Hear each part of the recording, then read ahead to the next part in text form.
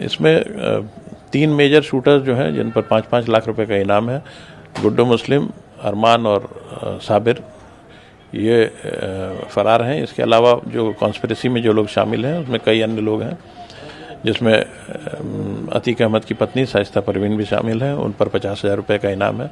इन सभी को अप्रीहेंड करने की कोशिश की जा रही है। और क्या कुछ अपडेट है सर गुड्डू मुस्लिम के बारे में, और क्या कुछ उसका बैकग्राउंड डिटेल अब तक पता चल पाई है? गुड्डू मुस्लिम एक प्रोफेशनल कॉन्ट्रैक्ट किलर है।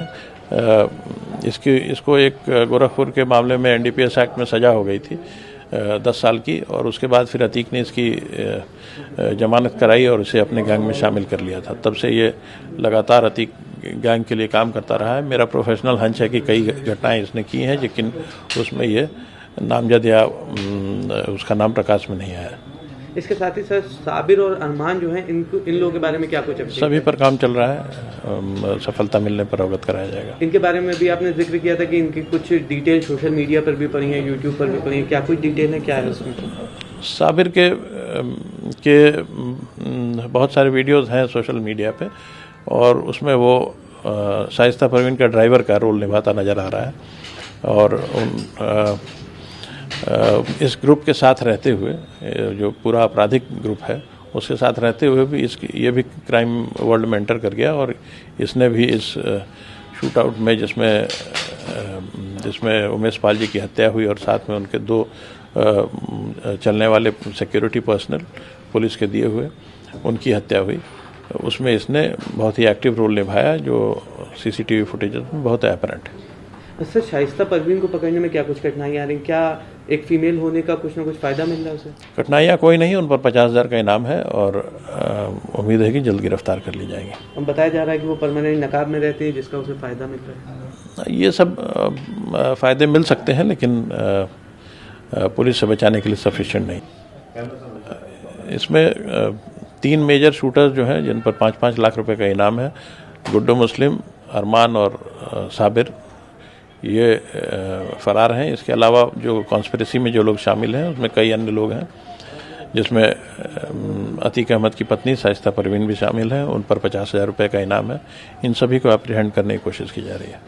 और क्या कुछ अपडेट है सर गुड्डू मुस्लिम के बारे में, और क्या कुछ उसका बैकग्राउंड डिटेल अब तक पता चल पाई है? गुड्डू मुस्लिम एक प्रोफेशनल कॉन्ट्रैक्ट किलर है।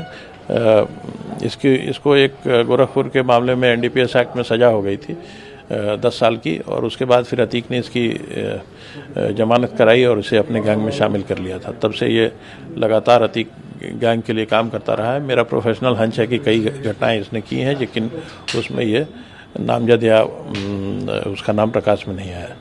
इसके साथ ही सर साबिर और अरमान जो हैं, इन लोगों के बारे में क्या कुछ अपडेट? सभी पर काम चल रहा है। सफलता मिलने पर अवगत कराया जाएगा। इनके बारे में भी आपने जिक्र किया था कि इनकी कुछ डिटेल सोशल मीडिया पर भी पड़ी है, यूट्यूब पर भी पड़ी है। क्या कुछ डिटेल है, क्या है उसमें? साबिर के बहुत सारे वीडियोस हैं सोशल मीडिया पे, और उसमें वो शाइस्ता परवीन का ड्राइवर का रोल निभाता नज़र आ रहा है। और इस ग्रुप के साथ रहते हुए, जो पूरा आपराधिक ग्रुप है उसके साथ रहते हुए भी ये भी क्राइम वर्ल्ड में एंटर कर गया, और इसने भी इस शूट आउट में जिसमें उमेश पाल जी की हत्या हुई और साथ में उनके 2 चलने वाले सिक्योरिटी पर्सनल पुलिस के दिए हुए उनकी हत्या हुई, उसमें इसने बहुत ही एक्टिव रोल निभाया, जो CCTV फुटेज में बहुत अपरेंट है।